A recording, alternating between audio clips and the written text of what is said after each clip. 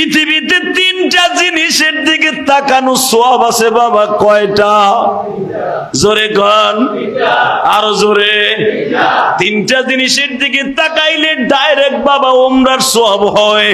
তিনটা জিনিসের দিকে তাকাইলে চোখের জ্যোতি বাইরে যায়। তিনটা জিনিসের দিকে তাকাইলে রব্বে কারিম তার চোখ খারাপ থাকলে ভালো কইরা দেয়। তিনটা জিনিসের দিকে তাকাইলে তার জিন্দেগিতে বরকত আসিয়া যায়। তিনটা জিনিসের দিকে তাকাইলে তার চোখের গুনাহ মাফ হয়ে যায়।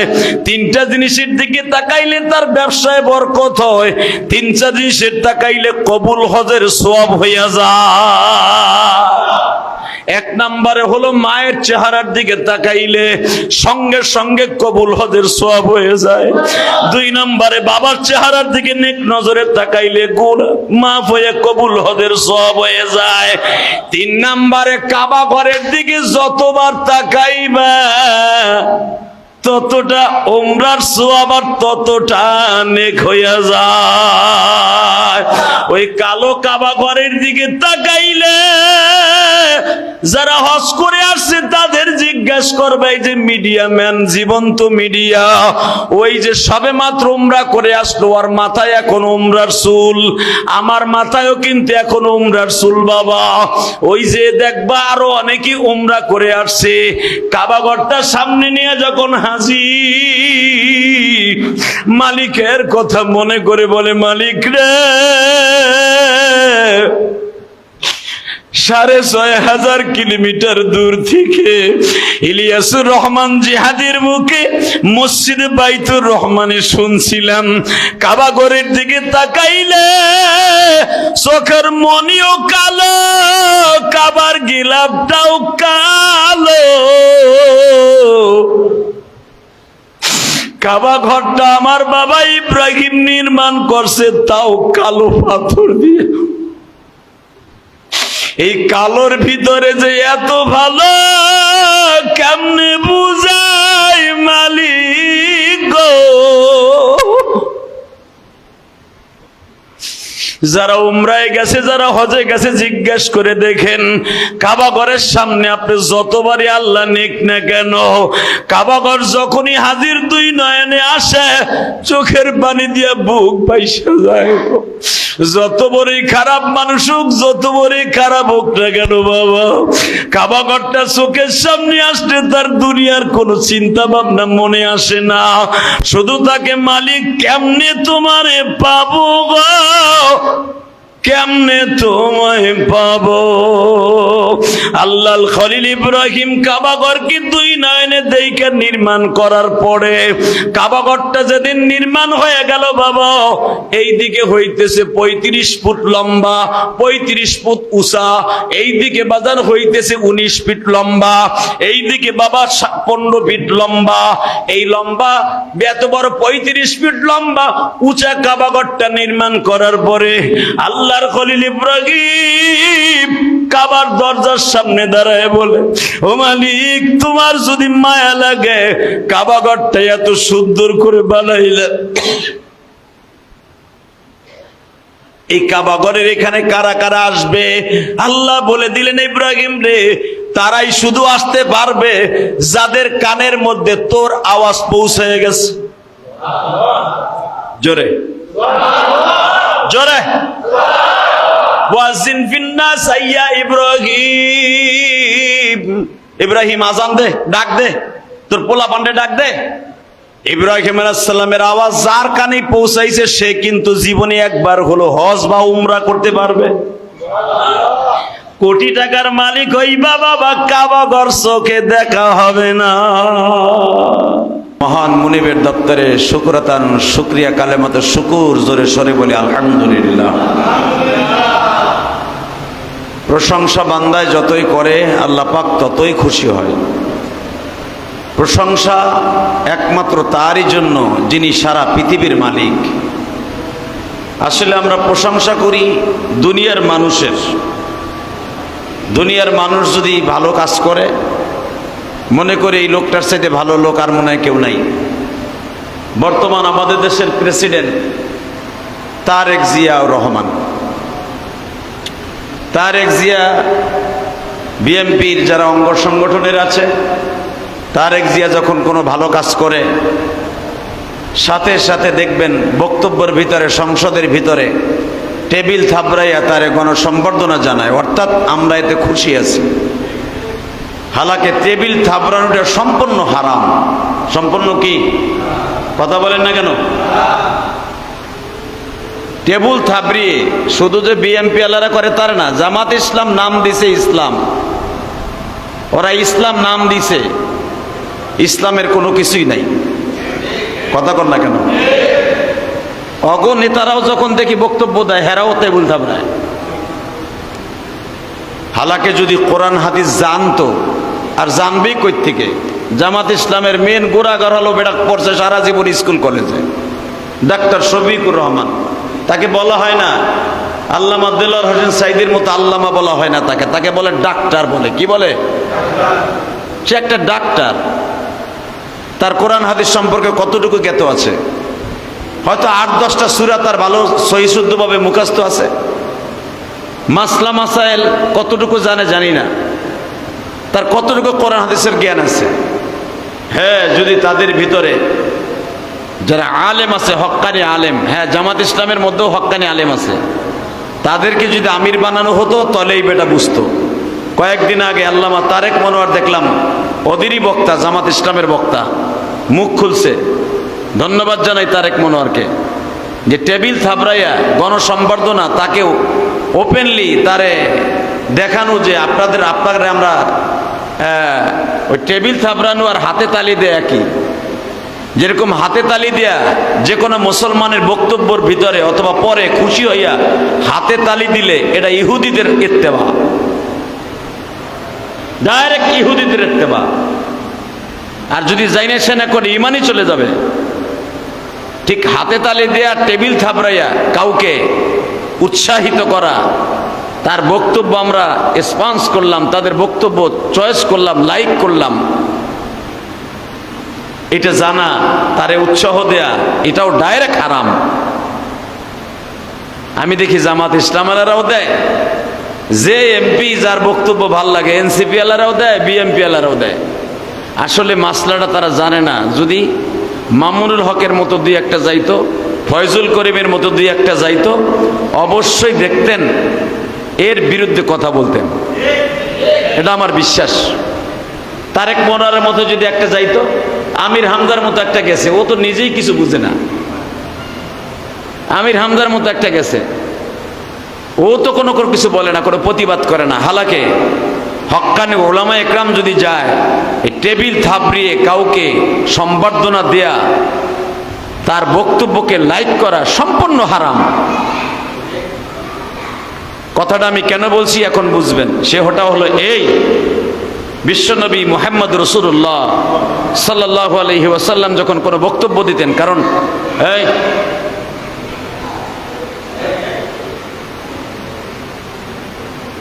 বিশ্বনবী মুহাম্মদ রাসূলুল্লাহ সাল্লাল্লাহু আলাইহি ওয়াসাল্লাম যখন কোনো বক্তব্য দিতেন, নবীর পার্লামেন্ট ছিল মসজিদে নববী। যেরকম আলহামদুলিল্লাহ, নবীর পার্লামেন্ট ছিল কি?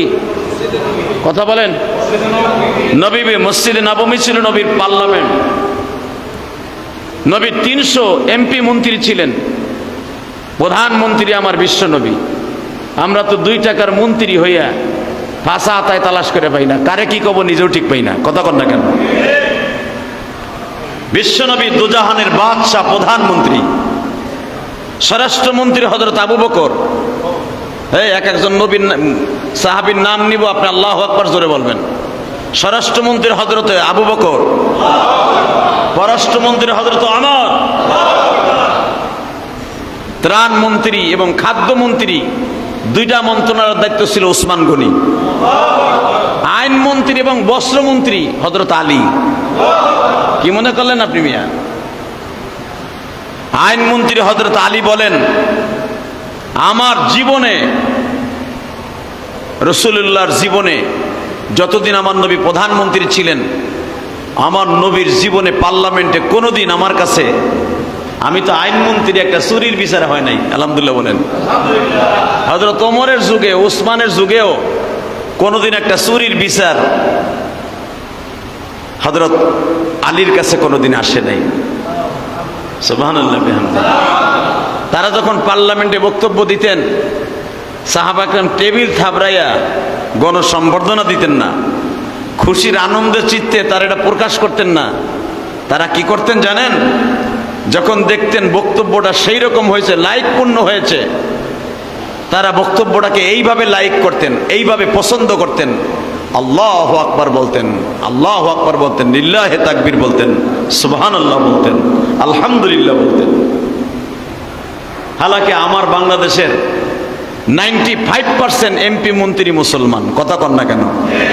জামাত ইসলাম আলারা এতগুলা সিট পাইয়া গেছে, এনসিপি আছে, চরমোনাই আছে, এত এমপি মন্ত্রী আলেমুলামা থাকা সত্ত্বেও টেবিল থাবড়াইয়া গণসম্বর্ধনা দেয়া, আমি মনে করি সত্যিকারে ইসলামিক জ্ঞান যদি জাইনা শুনে জানা আছে তাদের, জাইনা শুনে করে থাকে, মনে হয় তাদের খেয়াল নাই।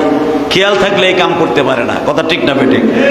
আওয়ামী লীগের আমলে করছে, আওয়ামী লীগের তো ছিলই না, কিছু জানতোই না, ওরা ধরে নেন কিছু জানতো না, এরা জয় বাংলা দিয়ে শুরু করতো।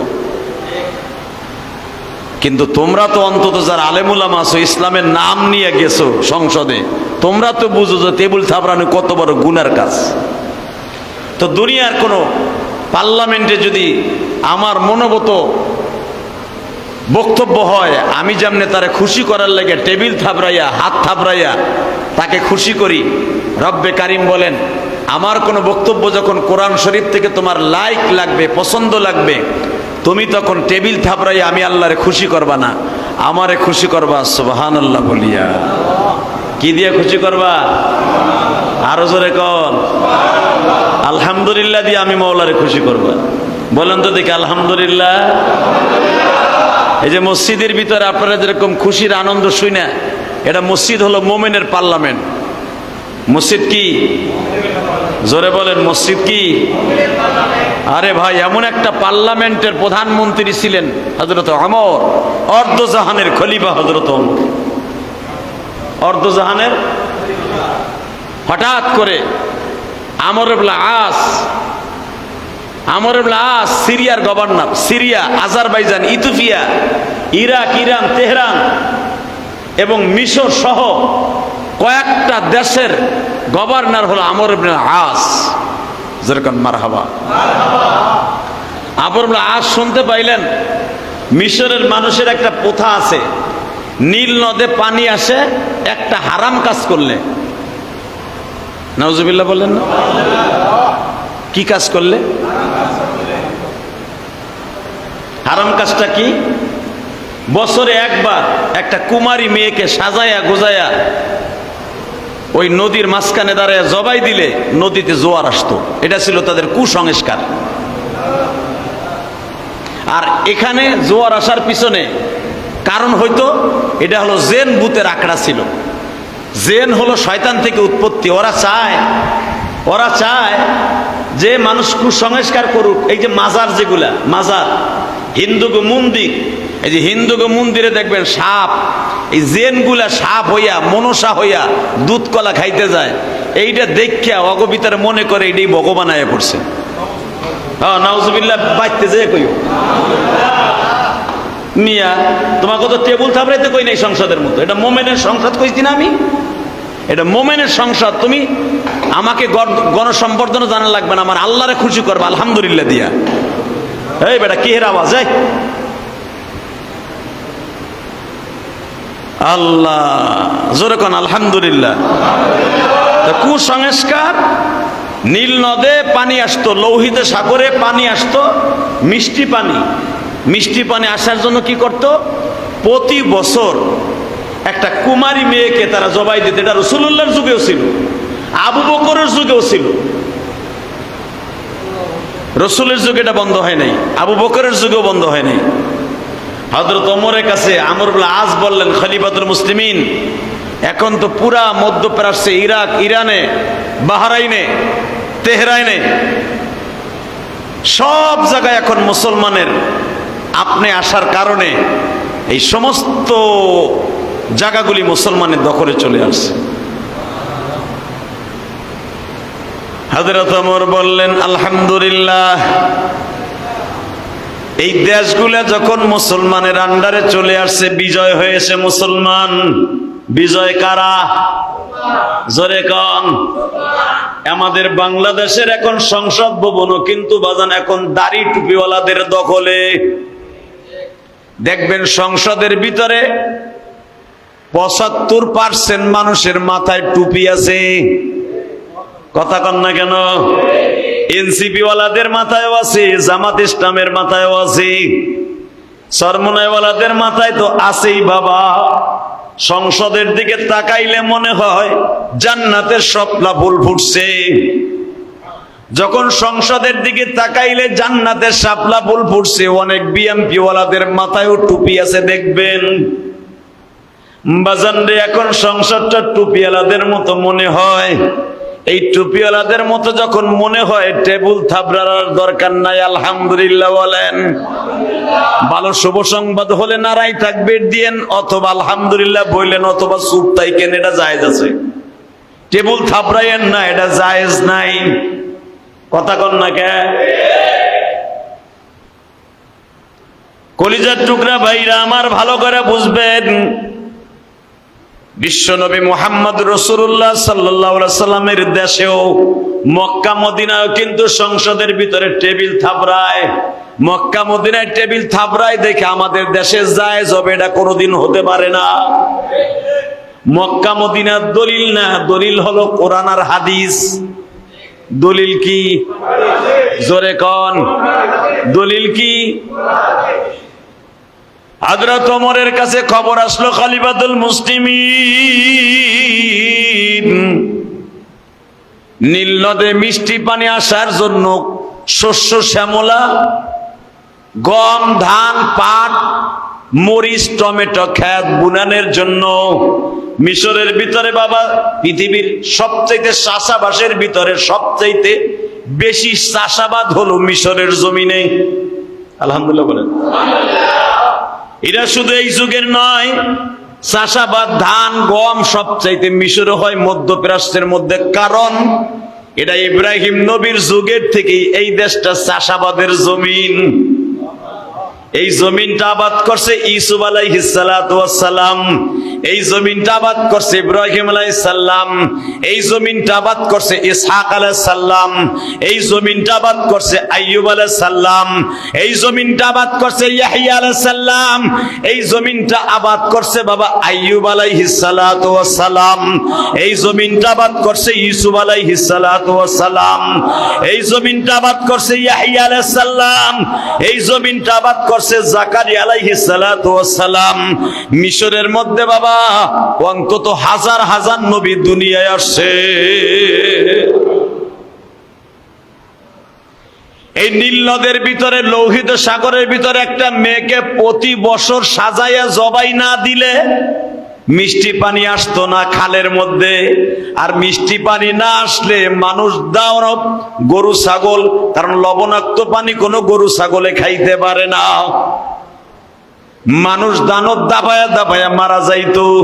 ওই জামানার বড় বড় পোপরা সিদ্ধান্ত দিল, একটা কুমারী মাইয়ারে জবাই দিলে নীল নদের ভিতরে পানি আসবে। এই প্রথাটা অনেক আগের থেকে, শত শত বছর আগের থেকে চলে আসছে। হাদিসে আসছে, নবীর যুগেও খবর গেছে, বন্ধ হয় নাই। আবু বকরের জামানায় গেছে, বন্ধ হয় নাই। হযরত ওমরের কাছে খবর গেছে। আমর ইবনে আস বলেন, খলিফাতুল মুসলিমিন, দেখেন তো কোনো কিছু করা যায় কিনা। এখন তো মিশর মুসলমানের হাতে। সুবহানাল্লাহ। মিশর কাগো হাতে। ওমর ইবনে আস বলেন, হুজুর এখন আমরা তো মিশর, Azerbaijan, Ethiopia, Yugoslavia, Iraq, Iran, Tehran, Bahrain সব এখন মুসলমানের, সিরিয়া মুসলমানের হাতে। আপনি ইচ্ছা করলেই পোতাটারে জীবনের তরে বিদায় করে দিতে পারেন। একটা জলজন্ত মেয়েকে সাজাইয়া নদীর মধ্যে দাফন করে দিবে, জবাই করে। এটা কেমন কথা? আল্লাহর মাখলুক, শ্রেষ্ঠ মাখলুক মানুষ। হযরত ওমর বলেন, তারা কি বলে? তাদের পোতা মেয়েরে জবাই না দিলে বলে পানি আসে না। আমর ইবনে আস এই কথা যখন ওমরের কাছে বলে দিলেন, তাদের মেলা আসার 10 দিন আগে ওমর এই আঙ্গুল দিয়া গালের মধ্যে কিছু লালা লাগাইয়া কাগজের ভিতরে লিখতেছেন, চিঠি লিখতেছেন। সুবহানাল্লাহ কইলেন না? দুনিয়ার কোন কালি দিয়া লেখেন নাই, হাতের আঙ্গুল হলো কলম, মুখের লালা হলো কালি, সাদা কাগজের মধ্যে চামড়ার উপরে লেখতেছেন, উটের চামড়ার উপরে, ও জমিনের মালিক আমার আল্লাহ,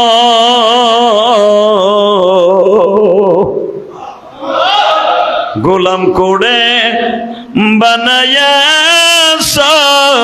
মানুষকে, তোমার গোলাম ডাকে মাওলা তোমাকে,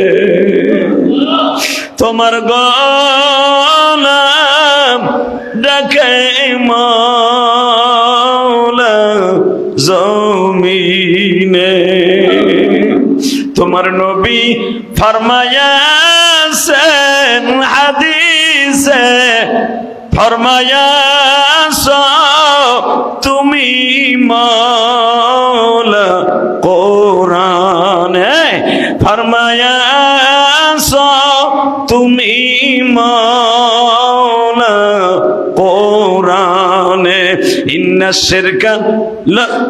শিরকা লাযুলমুন আযীম, পৃথিবীর সবচাইতে বড় গুনাহ শিরকে আযীম, পৃথিবীর সবচাইতে বড় গুনাহ শিরকের গুনাহ। এই শিরকের মাধ্যমে পানি আসবে, তোমার জমিন এটা হতে পারে না, তুমি হলো সর্বময় ক্ষমতার মালিক। আন্নাল কুওয়াতা লিল্লাহি জামিআ, আল্লাহু লা ইলাহা ইল্লা হুয়াল হাইয়ুল কাইয়ুম। যদি ওই মহিলা জবাই দেওয়ার কারণে পানি আসে, তুমি মাওলা চেয়ার পাইতা করো কি? হে সুবহানাল্লাহ কইলেন না? ওমর তো খুব কড়া মেজাজের মানুষ। মহিলা আজ থেকে শত শত বছর আগের থেকে যদি একটা কুমারী মেয়েকে সাজায়া গুজায়া, একটা সুন্দরী মেয়েকে জবাই না দিলে পানি দাও না কেন? এটা কি মেয়ের কারণে আসবে কেন? তুমি কি করো মাওলা? বইয়ে বইয়ে করো কি? আরো জোরে কর। এটা যদি আমি ইলিয়াসুর রহমান জিহাদি কই, আল্লাহ আর উল্টা বিলে আমারে পোল্টি মারবো, কইব যে হালা তুই নাই ঠিক, আবার তুই আবার আমার কাছে কস কি? কথা কর না কেন? তুই নিজে ঠিক নাই, আবার তুই আমার কাছে এত বড় কথা কস কেমনে? হালাকে ওমরের পার্স, ওমরের ব্যাটারি মাওলার প্রেম দিয়া পুরা চার্জ দেয়া, এমন চার্জ দেয়া, এমন ভাবে মাওলার সাথে প্রেম করছে, জোর খাটাইয়া যা কয় মাওলায় শুনতে রাজি। কথা কর না কেন? তুমি কোরআনে ফরমাইছো ইন্না শিরকা লাযুলমুন আযীম, শিরক সবচেয়ে পৃথিবীর মস্ত বড় গুনাহ, এর চাইতে গুনাহ পৃথিবীতে নাই। জীবনে এক ওয়াক্ত নামাজ না পড়লেও জান্নাতে যাবে যদি শিরক না করে।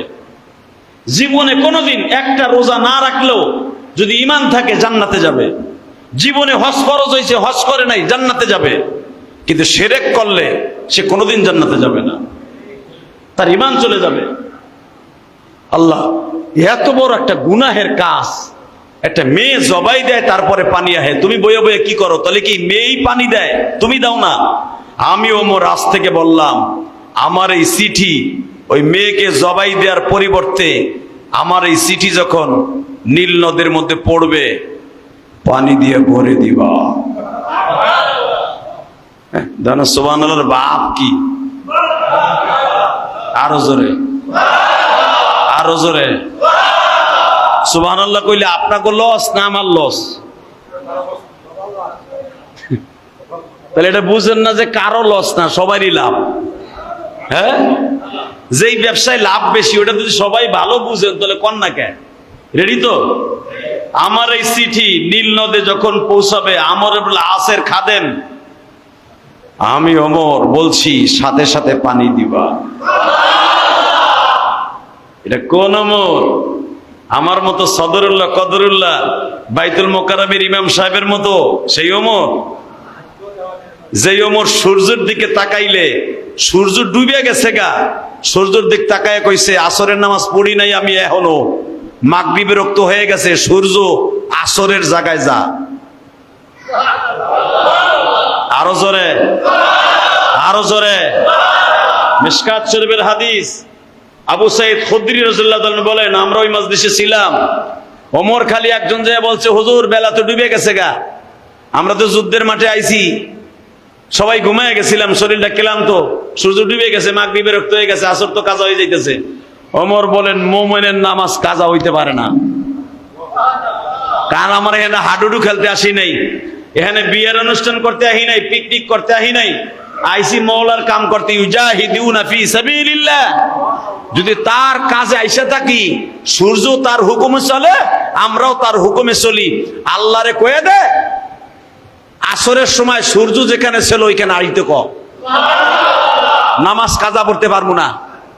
নামাজ তার, সূর্য তার, আমি তার। সূর্যরে কয়ে দিতে ক, সে তো আমি ওমরের মতো না, সে তো তার মতো। আল্লাহু লা ইলাহা ইল্লা হুয়াল হাইয়ুল কাইয়ুম, সে তো তার মতো, সে তো তার মতো, সে তো আমি ওমরের মতো না। আমি ইচ্ছা করলে পারবো না সূর্যরে ধাক্কা দিয়ে জাগায় আনতে, কারণ এটা আমার ব্যবসা প্রতিষ্ঠান না, এটা আমার দোকানের শাটার না, ধাক্কা দিলে উঠলো। এটা আল্লাহর হুকুমে চলে এই সূর্যটা। আল্লাহরে কয়ে দে সূর্য জানো আমি অজু করা শেষ হওয়ার আগেই জানো আসরের রক্তের জায়গায় আয়া পড়ে। হযরত ওমর ইস্তেঞ্জা ছাইরা কেবল অজু করে বইছে, পিছনের দিক তাকায় দেখে সূর্য জাগায়। আরো জোরে, আরো জোরে। এটা কেমনে পারছে ওমর? ওমরের ভিতরে এমন একটা স্পিরিট ছিল, এমন একটা ইনসাফ ছিল, ওমরের ভিতরে এমন একটা মওলার প্রেম ছিল, ভয় ছিল। পৃথিবী একদিকে চলে যেত, ওমরের সিদ্ধান্ত একদিকে চলে যেত। ও আসাদুহুম ফি আমরিল্লাহিল আমর, রাসূল ওমরকে বলেছেন আসাদুহুম ফি আমরিল্লাহিল আমর, আমার ওমর হলো পৃথিবীর সবচাইতে বিচারের দিক দিয়া ওমরকে ঠগাবার মতো কোন মানুষ জন্ম নেয় নাই, কিয়ামত পর্যন্ত জন্ম নেবে কিনা তাও জানি না। আমি নবীর যুগেও এইরকম কঠিন বিচার আমি করতে পারি নাই, ওমরের যুগে যে বিচারটা হবে। সুবহানাল্লাহ। আপনারা জানেন ওমরের ছেলে অন্যায় করে ফেলছে, ওমরের ছেলে আবু শামা অন্যায় করে ফেলেছে। কেমনে? বন্ধু মহলে বসে পড়ে, তাও অন্যায় হয়ে যাবে বুঝতে পারে নাই। ৬-৭ দিন খেজুর আর উটের দুধ এক জায়গায় ভিজায় রাখলে এটা যে মদ হয়ে যাইতো, এটা যে সেরকার পরিবর্তে মদ হয়ে যাইতো, এটা আবু শামা জানতো না। সুবহানাল্লাহ বিহামদিহি। ওমরের ছেলে জানতো না যে এটা ১ সপ্তাহ ভিজায় রাখলে মদ হয়ে যায়। বন্ধু মহলে বলছে এটা খাইলে শক্তি বাড়ে, শরীরের ভিতরে এনার্জি বাড়ে, কাজ করতে সুবিধা হয়, কিন্তু ভিজাইতে হবে আজকে রাত্রে ভিজাইলে কালকে সকালে খেলে সেটা শক্তিশালী হইতো।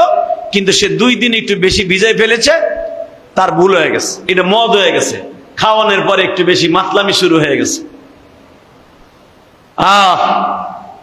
ওমরের কাছে খবর গেল, আমর ইবনে আস বলতেছেন মিশরের বাচ্চা, আর এইটা করছে যাইয়া আমর ইবনে আসের এলাকায় যাইয়া, মিশরে ঘুরতে গেছে বন্ধু বান্ধব, সেখানে যাই কাজ হয়ে গেছে। আর ওমরের কারণে, ওমর তো তখন মদিনার গভর্নমেন্ট, মদিনার প্রেসিডেন্ট, আর মিশর, তারপরে ইরাক, ইরানের গভর্নর হলো আমর ইবনে আস, সিরিয়ার প্রেসিডেন্ট আমর ইবনে আস, তার গভর্নর। আমর ইবনে আসের কাছে খবর গেল, ঘটনা তো ঘটে গেছে গা, আপনার নাম হলো আমার, তার নাম হলো ওমর, আপনার বন্ধু ছেলে তো এরকম কিছু করে ফেলাইছে, বেশি ভিজাইতে যাইয়া মদের তারি হয়ে গেছে। আমরুল আস বললেন তোমাকে 40টা বেত মারতে হবে, 40 থেকে 100টা মারতে হবে। সবাই মনে মনে ভাবলো ওমরের ছেলেরে বেতাঘাত করতে গেলে প্রেসিডেন্টের পোলা, বিচারটা কেমন হইব। ঘরের মধ্যে নিয়া গোড়া মারছে 100টা ঠিকই, কিন্তু এত আস্তে মারছে, এগুলা তার তেমন একটা বিচার হয় নাই। ওমরের কাছে খবর গেল, ওমর বলো আমার ছেলেকে বিচার করছো কিভাবে? বলে ঘরের মধ্যে নিয়ে 100 দৌড়া মারছি। ওমর বললেন 100 দৌড়া মারার পরে ছেলে আবার মিশর থেকে মদিনায় আসবে, এটা কোনোদিনও সম্ভব না। 100 বেত মারার পরে পরের দিন আবার মদিনায় আয়া পরে, তাহলে কিসের সাতার বেত মারছো আমার আর বুঝতে বাকি নাই। ওয়া আসাদুহুম ফি আমরিল্লাহিল আমর, আমার নবীর বর্ণনা, আমার ওমরের বিচার হবে সবচেয়ে বিচক্ষণ বিচার। আসাদু ব্যবহার করছে, ওয়া আসাদুহুম ফি আমরিল্লাহিল আমর, আমার ওমরের বিচার খুব কঠিন। চলে আসলো আমর ইবনে আস, সামনে দাঁড়ায় বলে বস বিচার তো হয়েই গেছে। ওমর বললেন, বিচার তোমার কাছে হতে পারে, আমার কাছে আর রাসূলুল্লাহর কাছে হয় নাই। কেমনে বিচার করতে চান গো? আমার বিচার যদি নিতে চাও, তুমি কি জানো না গত 3 মাস আগে, 3 মাস আগে ফিলিস্তিনের মুসলমানরা, জেরুজালেমের মুসলমানরা আমার কাছে দরখাস্ত লিখছিল। ওইখানের একজন পোপ ছিল, নাম ছিল হুবাইব ইবনে হাব্বা। নাম কি? জোরে কোন। হুবাইব ইবনে, হাদিসে আসছে হুবাইব ইবনে হাব্বা। তারে ওই জামানার পোপটাকে হুব্বা হুব্বা করে ডাকতো। হুব্বা ছিল মক্কার সবচাইতে বড় একটা মূর্তির নাম, আর সে ছিল জেরুজালেমের অর্থাৎ ফিলিস্তিনের সবচাইতে বড় পোপ। যেরকম আমাকে বাংলাদেশের সবচাইতে বড় আলেমে দিন বাইতুল মোকাররমের খতিব আব্দুল মালিক সাহেব। সুবহানাল্লাহ জোরে বলেন। এই বাচ্চা দুইটারে দুই জায়গায় বসায় বেড়াই। এই বাচ্চাগুলো আমি আনতে না করছিলাম না মসজিদে? এই দুইটারে দুই জায়গায় নাও।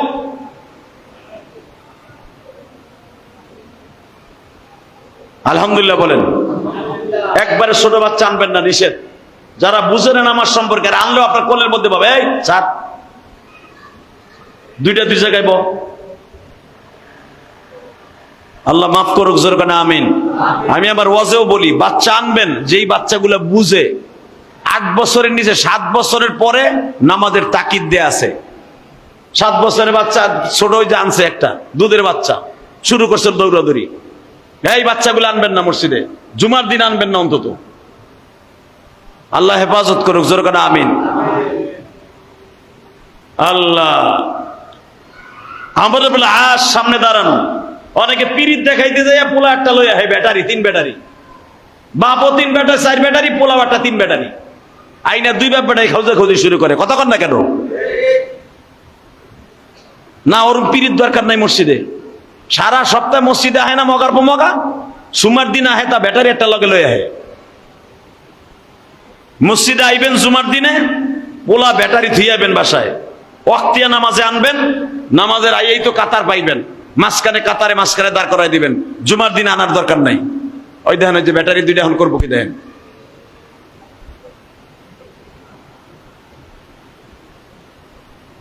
আল্লাহ প্রিয় ভাইরা আমার, হযরত ওমর ইবনে আস সঙ্গে সঙ্গে বলে দিলেন, বিচার আমার মনোমুখ্য হয় নাই, নিয়ে আসো। কেমনে করবেন? আগামীকালকার জনসমুদ্রে লক্ষ মানুষের সামনে, এখানে ইহুদি নাসারাও থাকবে, মুসলমানও থাকবে, সবার সামনে বিচার হবে আমার ছেলের। আল্লাহু আকবার বলতে পারলেন না? এবং বিচারের পরে আমি আমার বিশ্বনবীর রওজার কাছে যে বলবো বিচার সঠিক আছে কিনা। আপনি যে আমারে বলছিলেন ওয়া আসাদুহুম ফি আমরিল্লাহিল আমার, আমার বিচার সঠিক আছে কিনা আমি প্রমাণ করে দিব। মেরে ভাই, দোস্ত বুজুর্গ, মদিনার মুনাফিকরা বলা বলি শুরু করলো। তাহলে বোঝা গেল মুনাফিক শুধু এই জামানায় না, আপনি যতই ভালো কাম করবেন, এক গ্রুপ আছে আপনারে বাস দেওয়ার লেগে খাড়ায় দিয়েছে। কথা কন না কেন? আমার মতো ইলিয়াসুর রহমান জিহাদি তো বাদ দিলাম, দেখবেন বড় বড় উলামা একরামও যতই ভালো কাম করুক, এক গ্রুপ আছে ও জীবনে 1 টাকা মসজিদ মাসে দানও করে নাই, কোন আলেমের পক্ষে কথাও কয় নাই, কোনদিন 1 বছর সিমেন্ট কোন মাদ্রাসায় দেয় নাই, 1 বছর চাউলও মসজিদে মাদ্রাসায় দেয় নাই। হালাকি ওই মগার পর মগাই বড় বড় ডাপকি ডাপকি মারে। কথা কন না কেন? আর যারা মসজিদ মাসে বেশি বেশি দান করে, ওরা কোনদিনও নিজেকে বড় মনে করে জীবনে কোনদিন ইমাম সাহেবের উপর দিয়ে কথা বলবে না। কথা বলেন না কেন? তাকান এদিকে, হযরত ওমর এত বড় বিচার করতেছে, তার পোলারে মদিনার এক গুরু খাড়ায় গেছে, ওয়াজানি আমার আসপিডায় পুড়াই লয়ে আইছে। ওমরও দেখবানে মসজিদের বারান্দায় ফেলাইয়া 2 সাইডে দিয়ে কইব না, যা এই কইব নি। নাউজুবিল্লাহ বললেন না? আসলে কি বিচারটা এরকম হবে? হ্যাঁ, ওমর সম্পর্কে ধারণাই নাই। এইটা ওমরের পোলা তো ওই 2 সাইডে দিয়া গার গুলি দেখে দেয় দিব না। ওমরের কানে রাতের অন্ধকারে এই খবরটা আসলেন তাহাজ্জুদের সময়, ওমরের ছেলের বিচার তেমন ভালো হবে না। তার ছেলে মদ খেয়েছে, মদ না, সরাসরি মদও না, মদও না, তারির মতো হয়েছে মোটামুটি, যেটা খাইলে জাজ আসে, জাজ। কারণ কোন সাহাবী কোনোদিন মদ খাইতে পারে না। সুবহানাল্লাহ বিহামদি। কোন সাহাবী কোনোদিন মদ খাইতে পারে না, বলেন। কোন সাহাবী কোনোদিন কোন নিশাযুক্ত জিনিস খাইতে পারে না। আল্লাহ, ওমরের ছেলে, সেও তো সাহাবী, সে সাহাবী, নবীরে দেখছে, নবীর কোলে বইছে, এমনকি নিজের বড় বোনটা হাফসা, ওমরের মেয়ে, তার বিবাহের অনুষ্ঠানে ওমর তাকে দিয়ে মিষ্টি আনাইছে। সুবহানাল্লাহ বলেন না? কারণ ওমরের সাথে, ওমরের মেয়ে হাফসার সাথে যখন আমার বিশ্বনবীর বিবাহ হয়, অলিমা খাওয়ানোর দিনে ওমর এই ছেলেকে দিয়া, আবু শামাকে দিয়া হযরত ওমর মিষ্টি আনাইছে, মিষ্টি। সে তো মদ খাইতে পারে না। 2 দিন খুরমা আর উটের দুধ ভিজাই রাখার কারণে তারির মতো হয়ে গেছে, মদও না, একটু জাজ হয়েছে, জাজ।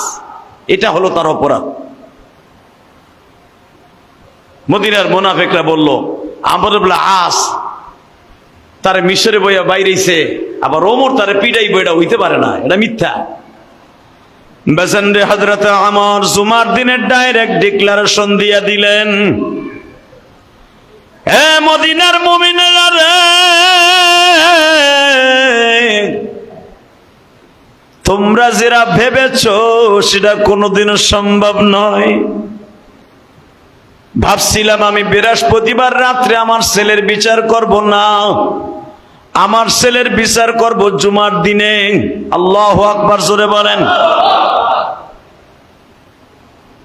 হযরত ওমরের বিবি বৃহস্পতিবার রাত্রে মনে মনে ভাবলেন, আজকের রাতটা সুযোগ পাইলাম, অন্তত আজকের রাতটা পায়ের মধ্যে পড়িয়া অন্তত ছেলের পক্ষে ভিক্ষা চাইতে পারবো। রাতের অন্ধকারে স্বামীর পা দুটা জড়িয়ে ধরে বলে, উম্মে শামা বলেন, উম্মে আব্দুল্লাহ বলেন কেন, ওমরের ছেলে, ছোট ছেলের নাম আব্দুল্লাহ, বড় ছেলের নাম আবু শামা। সঙ্গে সঙ্গে ওমরের বিবি উম্মে আব্দুল্লাহ বলে, খলিফাতুল মুসলিমিন, নবীর সাহাবী কোনোদিন মদ পান করতে পারে না, কিন্তু আপনার বোঝা উচিত, আমার ছেলে আমি 10 মাস 10 দিন পেটে বোঝা বহন করছি, আমার ছেলে কোনোদিন মদ খাইতে পারে না, হয়তো একটু তারির মতো যা যাচ্ছে তাই খাইছে। আমরা বলে আজ তারে বিচার করছে, আপনি আবার বিচার করবেন। আমি মা, আমি আপনার পা দুটো ধরে বলছি, ছেলেটারে কি মাফ করে দেয়া যায় না? পৃথিবীতে মনে রাখো, বাবা মায়ের চাইতে দামি কোন সম্পদ এই পৃথিবীতে নাই। কথা কর না কেন? আছে? মনে রাখবা, করোনার পরে, করোনার আগে 2008 সালের দিকে একটা ঘটনা পেপারও ফ্ল্যাশ হয়েছিল, মনে আছে কিনা? গুলশান বনানীর থেকে 2 ভাই একসাথে হজে গেছিল। কয় ভাই? জোরে কান। ওই হজের সফরে আমিও ছিলাম। ভালো করে মনে রাখবা, করোনার কয়েক বছর আগে 2 ভাই গুলশান বনানীর থেকে হজে গিয়েছিল, অনেক বড় শিক্ষিত, শিল্পপতি। আল্লাহর কুদরত বোঝা যায় না, বাস্তব কথাটা তুলে ধরলাম, হজের মৌসুম তাই। 2 ভাই বিমানে চড়ছে একসাথে। জেদ্দা বিমানবন্দরে নামার পরে বাবা গাড়ির থেকে কেবল নামছে, যারা জেদ্দায় গেছেন তারা জানেন, পৃথিবীর ভিতরে যত বড় বড় এয়ারপোর্ট আছে, আল্লাহ তো অনেক এয়ারপোর্টে আমারে নিছে। আপনারা মালয়েশিয়া এয়ারপোর্ট যদি যান, বাংলাদেশের অন্তত 25টার সমান একটা মালয়েশিয়ান বিমানবন্দর। কয়টা? বাংলাদেশের 25টার সমান একটা। সিঙ্গাপুরের এয়ারপোর্ট বাংলাদেশের 15টার চাইতে বেশি। লন্ডনের এয়ারপোর্ট, হিথ্রো এয়ারপোর্ট বাংলাদেশের 20টার চাইতে অনেক বড়। জেদ্দা এয়ারপোর্ট বাংলাদেশের বেড়ায় 30টার চাইতে অনেক বড়। আলহামদুলিল্লাহ বলতে পারলেন না? তারপরে একটা গরিব দেশ ইন্দোনেশিয়া, এটাও বাংলাদেশেরটার চাইতে 25টার সমান। ইন্দোনেশিয়ার এয়ারপোর্ট, কারণ এয়ারপোর্ট তো একটা দুইটা ঘুরি নাই, আল্লাহ তো ঘুরাইছে। চায়না এয়ারপোর্ট, যে কটা এয়ারপোর্ট, গুয়াংজং কন, অধিকাংশ বেনজুং কন, অধিকাংশ এয়ারপোর্ট ঘুরে ঘুরে দেখছি, একটাও বাংলাদেশের মতো এত ছোট নাই। আর ইন্ডিয়া কলকাতা যে এয়ারপোর্টটা বাংলাদেশের 4টার সমান। কলকাতা যারা গেছেন, জেদ্দা এয়ারপোর্টে নামছে 2 ভাই শিল্পপতি। হঠাৎ করে বাসে ওঠার আগে বাবা চোখের মধ্যে ধুলে গেল। ধুলে যাইতে যাইতে ডলতে ডলতে ডলতে ডলতে মক্কায় যাওয়ার আগে 2 ভাই অন্ধ হয়ে গেছে। নাউজুবিল্লাহ বললেন না? দোনো ভাই চোখে কিছু দেখে না, চোখ ফুলা লাল হইয়া কিচ্ছু দেখে না। কালো চশমা লাগাইছে, কিচ্ছু দেখে না। হসপিটালে নিয়ে গেল, ডাক্তার বলে কোনো রোগ তো দেখি না। কি হইল? বাতাস লাগছে, হোটেলের মধ্যে রাখো। হজে গেছে, হজ তো যেমনি হোক হুইল চেয়ারে বসিয়ে করাইছে। হজ শেষ, কাবাঘরটা বাবা 2 নয়নে দেখতে পারে নাই। চোখের কিচ্ছু দেখে না, কালা চশমা লাগানো। লোক দিয়ে হজ কমপ্লিট করাইছে। মদিনাও কিন্তু এইভাবে রাসূলের রওজায় কমপ্লিট করাইছে। হজ কমপ্লিট, জেদ্দা এয়ারপোর্টে আসি আবার যখন বিমানে উঠছে, বিমানে ওঠার পরে দেখা যায় একটু একটু আফসা আফসা দেখে। সুবহানাল্লাহ। বিমান সৌদি আরব ছাড়ার পরে, অর্ধেক আসার পরে, বাহরাইনের উপর দিয়ে যখন বিমানটা উঠছে, চোখ অর্ধেক ভালো হয়ে গেছে। দোনো ভাই বাংলাদেশে আসছে পুরাপুরি ভালো। সব মানুষগুলো আশ্চর্য হয়ে গেল, বাংলাদেশে ভালো। আবার আসলাম বাংলাদেশে, আবার চোখ ভালো। ব্যাপারটা মাথায় আসলো না। আসলে ভাই সত্য কথা কত, তোরা এই অবস্থায় কেন? কাবাঘরটা দেখতে পারলি না, রাসূলের রওজাটা দেখতে পারলি না, কোন রকম ভাবে হজটা কমপ্লিট করে আসলি, লোকের মারফতে হুইল চেয়ারে বসিয়া ছাপা মারা তপ করলি, তাও ছাপা পাহাড়টাও দেখতে পারলি না। চোখ বন্ধ হয়ে গেছে, চোখে কিচ্ছু দেখলি না। ঘটনাটা কি একটু বুঝায়া কগ? কোন হাজির কাছে বলে নাই। বলতে বলতে বলতে বলতে হজের 1 মাস পরে একজন বুজুর্গের কাছে যেয়ে বলে, হুজুর বাংলাদেশ থেকে বিমানে উঠলাম চোখ ভালো, জেদ্দা নামলাম চোখ খারাপ, জেদ্দার থেকে বিমানে উঠলাম আবার চোখ ভালো হওয়া আরম্ভ হইল। বুজুর্গ জিজ্ঞেস করলেন, আপনারা চিনবেন? আল্লাহর ওলির নাম বললে বলতে চাই না। আল্লাহর ওলির কাছে আইসা জিজ্ঞেস করে, এই চোখ কেমনে কি হইল? কিছুই বুঝতে পারলাম না। আল্লাহর ওলি চট করে বলে ফেললেন, এই চোখ দিয়ে এমন কোন কাজ করছেন কিনা যার জন্য আল্লাহর ঘর দেখা আল্লাহ হারাম করে দিছে। 2 ভাই একাত্রিত হয়ে কান্দে আর বলে, হুজুর গুলশান বনানীতে আমরা 2 ভাই বাড়ি, কোটি কোটি টাকার মালিক, শিক্ষিত কম হই নাই, কিন্তু সবচাইতে কষ্টের বিষয় আমরা দোনো ভাই বিবির কারণে আমাদের মা বাবাকে বৃদ্ধাশ্রমে রাখছিলাম। এইটা ছাড়া তো আর কোনো গুনাহ দেখি না। হুজুরের কাছে বলতে বাধ্য হইল, হুজুর মা যেদিন মারা যাবে বৃদ্ধাশ্রমে, ওদিন কেঁদে কেঁদে বলছিল, বাবা আয়ুব রে,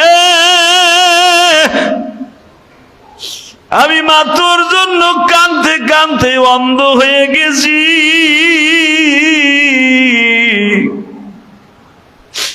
তোর বাবাও একদিন প্রাইমারির হেডমাস্টার ছিল, তোর বাবাও তোকে না দেখতে দেখতে কানতে কানতে চোখ দিয়ে পানি পড়তে পড়তে তোর বাবা অন্ধ। বৃদ্ধাশ্রমে রাইখা তোরা আমাদের দুইজনকে অন্ধ বানাইলি। আসতে পারে মালিক তোদেরকেও দুনিয়ার থেকে অন্ধ বানাইয়া লয়া যাইতে পারে।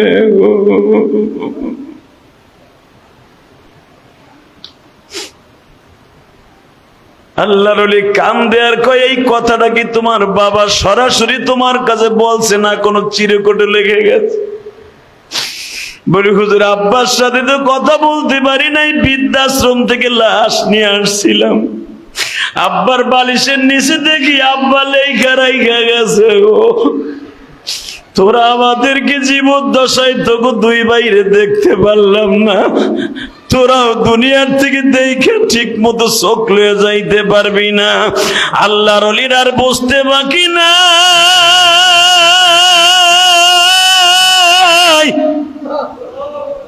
পৃথিবীতে তিনটা জিনিসের দিকে তাকানো সওয়াব আছে বাবা, কয়টা? জোরে কন, আরো জোরে। তিনটা জিনিসের দিকে তাকাইলে ডাইরেক্ট বাবা উমরার সওয়াব হয়। তিনটা জিনিসের দিকে তাকাইলে চোখের জ্যোতি বাইরে যায়। তিনটা জিনিসের দিকে তাকাইলে রব্বে কারিম তার চোখ খারাপ থাকলে ভালো কইরা দেয়। তিনটা জিনিসের দিকে তাকাইলে তার জিন্দেগিতে বরকত আসিয়া যায়। তিনটা জিনিসের দিকে তাকাইলে তার চোখের গুনাহ মাফ হয়ে যায়।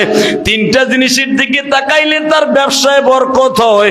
তিনটা জিনিসের তাকাইলে কবুল হজের সওয়াব হইয়া যায়। এক নম্বরে হলো মায়ের চেহারার দিকে তাকাইলে সঙ্গে সঙ্গে কবুল হজের সওয়াব হয়ে যায়।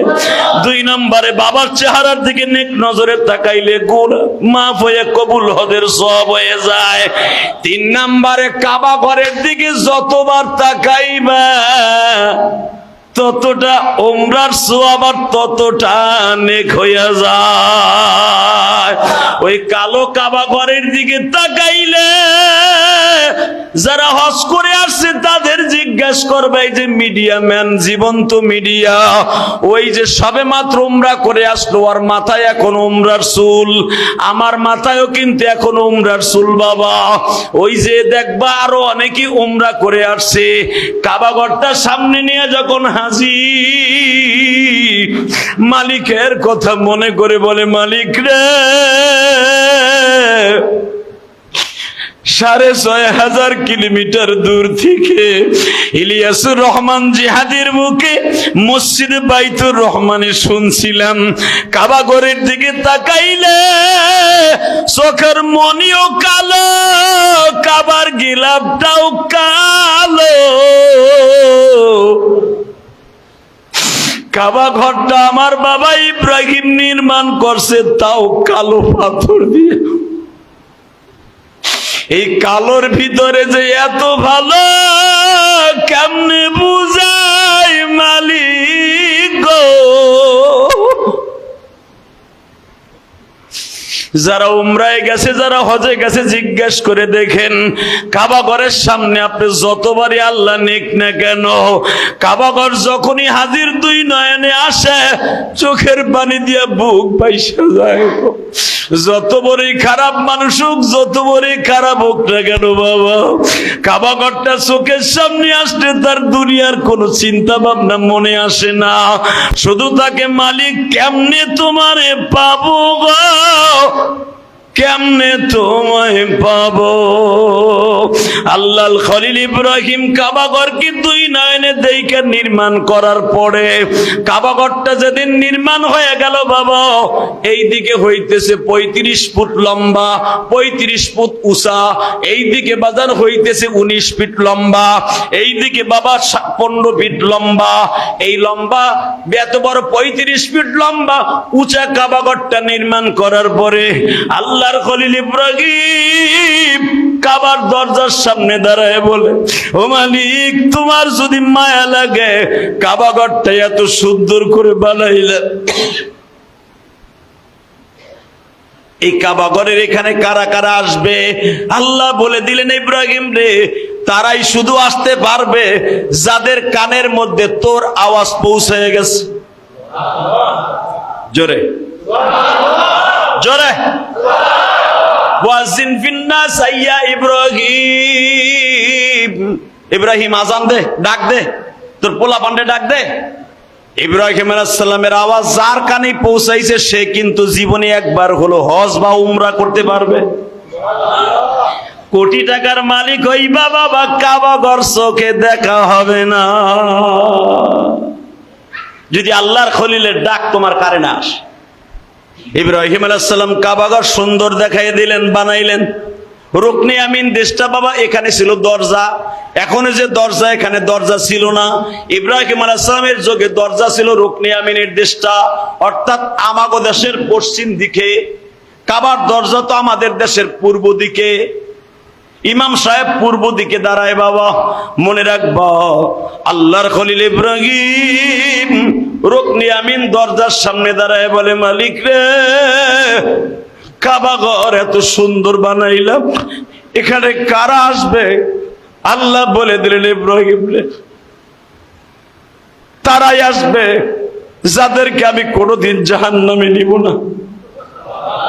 জোরে জোরে জোরে জোরে ইব্রাহিম, তারাই আসবে রে যাদের কানে তুই ইব্রাহিমের আওয়াজটা পৌঁছাইছে। এই ইব্রাহিম, তারাই আসবে গরিব মানুষ জীবনে আসতে পারে নাই, কিন্তু মক্কার ওয়াজ শুই না মসজিদের ভিতরে ফেল ফেল করে কাঁদতো। আর মালিক রে বুঝায় বুঝায় আমারে কইব, মালিক রে, জীবনে কি একবার মক্কায় নিবা না? জীবনে কি একবার মদিনায় নিবা না? কিন্তু ওর কপালে হজ নাই, উমরাও নাই, ওর টাকাও নাই, কিন্তু মসজিদে বয়া বয়া খালি কাঁদতো আর চোখের এই পাপড়িটা ভিজাইতো। আমি রব পরে কি করব জানোস নি? যদি ওর জীবনে হজ করে নাই, আমি মালিক ওরে কিয়ামতের মাঠে হাজি বলে ডাক দিব। মদিনাতে শুয়া কান্দে নবীজি আমার, সব মাত্রে তুমি মাওলা কবুল করে নাও। কবিতার ভাষায় বলেন, এই হাদিসটা কার নবী বলছিলেন, সব উম্মতকে কবুল করে নাও। তার মানে সে হজ করে নাই, কিন্তু নবীর রওজার কথা শুই না, কাবা ঘরের কথা শুই না, চোখ দিয়ে খালি পানি পড়তো। জীবনে ওর কপালে হজ হয় নাই, ও আসতেও পারে নাই।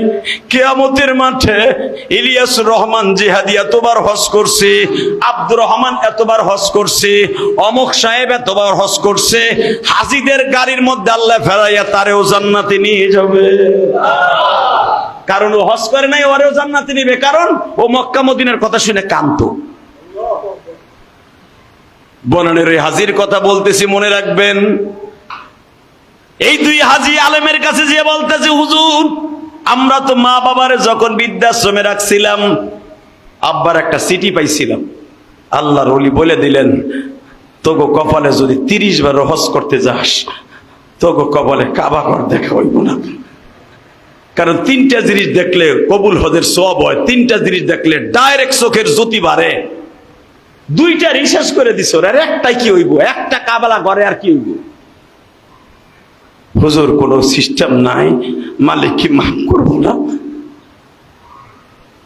আল্লাহর ওলি বলে দিলেন, কানতে থাকো, কানতে থাকো, হজ করতে থাকো, উমরা করতে থাকো, মালিক যদি কোনোদিন মাফ করে করলো। মেরে ভাই ও দোস্ত বুজুর্গ, কেন বললাম? এইটা যদি আমার বাংলাদেশের হাজির অবস্থা হয়, আল্লাহু আকবার জোরে বললেন। এখানেই শেষ না, মাত্র 2 মিনিট একটা ঘটনা শুনায় দেয়। শোনাবো? হ্যাঁ, শুনায় দেই, মনে রাখবেন। এই মুসলমানের বল, আব্দুল্লাহ ইবনে মুবারক, জোরে কান মারহাবা। আব্দুল্লাহ ইবনে মুবারক নাম কি? আব্দুল্লাহ ইবনে মুবারক ওই জামানার সবচাইতে বড় মুহাদ্দিস বেটা, সবচাইতে বড় মুহাদ্দিস ওই জামানা। আব্দুল্লাহ ইবনে মুবারক রাহমাতুল্লাহ আলাইহি যে জান্নাতি একজন মহাপুরুষ, জোরে কর মারহাবা। হঠাৎ করে দেখে আসলাম নামে এক ব্যক্তি কাবা ঘরের দরজা রুকনে আমিনের সামনে দাঁড়াইয়া, 1 হাত 1 পাও কাটা, সে চিল্লাই চিল্লাই কান্তাছে আর বলতাছে, মালিক রে, এ মালিক, মালিক, এইবার দিয়া মিশর থেকে 40 বার হজে আসলাম, যতবারই আমি শুনি একজন না একজন বুজুর্গ আমার কানে বইলা দিয়া যায়, স্বপ্নের ভিতরে তোর হজ কবুল হয় নাই। এবার কি কেউ কইব যে তোমার হজ কবুল হইছে? এইবার দিয়ে 41 বার হজ আমার, এইবার কি কেউ কইব? বলতে বলতে আব্দুল্লাহ ইবনে মুবারক হাজির। জোরে কান মারহাবা। তোর নাম কি? আসলাম। হ্যাঁ। তোর বাড়ি মিশরে? হ্যাঁ। আমার নাম আব্দুল্লাহ ইবনে মুবারক। আব্দুল্লাহ ইবনে মুবারক, এত বড় বুজুর্গ আপনি আমার নাম কেমনে জানেন? আমার নাম আসলাম। তোর নাম আসলাম ইবনে ফুহাইল, তোর বাপের নাম ফুহাইল, তোর নাম আসলাম। আমি আজকে রাত্রে স্বপ্নে দেখি আমি মালিকের কাছে একটা দরখাস্ত দিছিলাম, দরখাস্ত সাবমিট করছিলাম, মালিক এই বছর হজের মধ্যে কার কার হজ কবুল হয়েছে? আল্লাহ বললেন 99% কবুল হয়েছে, একজনেরটা কবুল হয় নাই। তারে আগামীকালকে ফজরে পরে কানতে দেখবি, এক হাত এক পাও নাই, নাম আপনি আসলাম ইবনে ফুহাইল। আমি চেহারার সাথে মিলেই দেখি তুই ছাড়া আর কেউ না। গেটটিটা টান্ডা ধরে কাবা দরজার সামনে টান দিয়ে নিয়ে বলে, তুই হানে কান্দা কি হইবে দিকা? একটা টান দিয়ে কাবা হাতিমের পিছনে নিয়ে, রুকনে আমিনের পিছনে নিয়ে বলে, বল স্বপ্নের ভিতরে আমারে কেন মালিক বলল 99% কবুল হয়েছে, একজনের কবুল হয় নাই? তোর নাম আসলাম ইবনে ফুহাইল, বল তোর এমন কি কাজ করছো? আমি জানি যুবক ভাইরা, আমি তোমাদের দুইটা হাতে পাও ধরে বলবো, যুবক বয়সে রক্ত গরম থাকে, খবরদার রক্ত গরম করতে যে অনেক কিছু করে ফেলো না, যেগুলো একবার আল্লাহর মাইন্ডে লেগে গেলে আর ক্ষমা পাইবা না। তাকাও ওইদিকে। আসলাম ইবনে ফুহাইল চোখের পানি ছেড়ে দিয়া একটা টান দিয়ে বলে, হুজুর আমার নাম এই বছরও আপনার কাছে বলে দিছে, আমারটা কবুল হয় নাই, এইবার দিয়ে আমার 41 বার হজ। কি করছস কহ? একবার হজ করলে সব গুনাহ মাফ হয়ে যায়। মান হাজ্জা লিল্লাহ ওয়া লাম ইয়ারফাস ওয়া লাম ইয়াফসুক রাজা কায়াউমিন ওয়ালাদাতহু উম্মুহু। হাজী হজ করে দেশে যাওয়ার সময় সেরকম নিষ্পাপ হয়ে যাবে, সে মনে হবে ওয়ালাদাতহু উম্মুহু, আজকে তার মায়ের গর্ভ থেকে ভূমিষ্ঠ হয়ে দুনিয়ার থেকে যাচ্ছে। 41 বার হয় না তো? হুজুর সেই কষ্টের কথা বলেন না। আমি কাপড় ব্যবসায়ী, বিশাল বড় কাপড় ব্যবসায়ী ছিলাম। আমার মতো কাপড় ব্যবসায়ী মিশরের মধ্যে আর ছিল না। আমি ইউসুফ আলাইহিস সালাতু ওয়াস সালামের গ্রামের মানুষ। মারহাবা বলেন। ইউসুফ আলাইহিস সালামের বাড়ি যেখানে ছিল, জুলাইখার বাড়ি যেখানে ছিল, ওইখানে আমার বাড়ি। সেই বাজারে সুকে ইউসুফ যেটা বলা হয়, সুকে ইউসুফ, অর্থাৎ ইউসুফ আলাইহিস সালাম যেই বাজারে বিক্রি হয়েছিল ওই বাজারে পাশে আমার বাড়ি। আমি ওইখানে